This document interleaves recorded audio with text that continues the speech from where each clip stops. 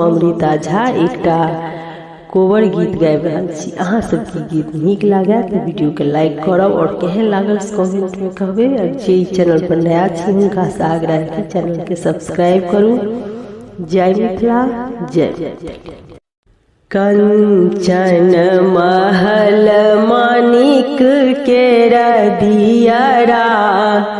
कंचन महल मानिक केरा दियरा, सोने रूप लागल के बार है, नब बड़ नब कनिया, सोने रूप लागल के बार है, नब बड़ नब कनिया, ताही को बरसूता गेला फला दुल्हा, ताही को बरसूता गेला रामचंद्र दुल्हा, संग लागी सिया सुकुमारी है, नब बर नब कनिया, संग लागी सिया सुकुमारी है, नब बर नब कनिया, घूरी सुतु फिरी सुतु कनिया है सुहबे, घूरी सुतु फिरी सुतु कनिया है सुहबे, आहू घामे चादर मलिन है, नब बड़ नब कनिया, आहू घाम चादर मलिन है, नब बड़ नब कनिया, एता बचन सुनलनि कनिया है सुहबे, एता बचन सुनलनि कनिया है सुहबे, सेज छोड़ी भुइया लौटी जाई है, नब बड़ नब कनिया, सेज छोड़ी भुइया लौट जाई है, नब बड़ नब कनिया, आंगना बाहरते तोहे शेर खीगे चेरिया, आंगना बाहरते तोहे से लखीगे चेरिया,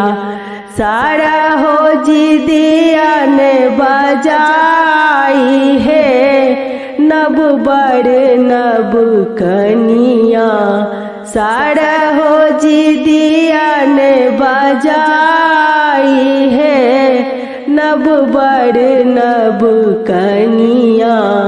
आबथु सार हो जी बैसाथु पलंग चढ़ी, आबथु सार हो जी बैसाथु पलंग चढ़ी,